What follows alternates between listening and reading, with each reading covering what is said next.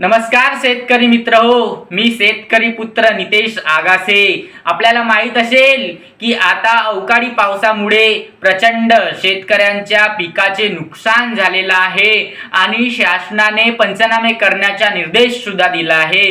पण माझ्याकडे अशी माहिती आली आहे की काही अधिकारी शेतकऱ्यांना एकाला मावशीचा आणि एकाला मामाचा करत आहेत, म्हणजे सर्वांचे सरसकट पंचनामे न करता हे काही लोकांचेच पंचनामे करत आहेत।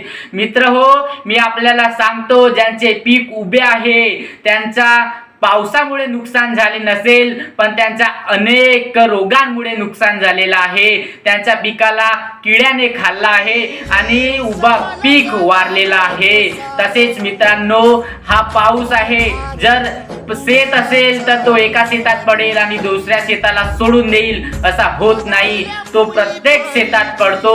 म्हणून माझी शासन प्रशासनाला विनंती आहे की सर्व शेतकऱ्यांचे सरसकट पंचनामे करावे आणि शेतकऱ्यांना अतिवृष्टीचे नुकसान भरपाई द्यावी। धन्यवाद।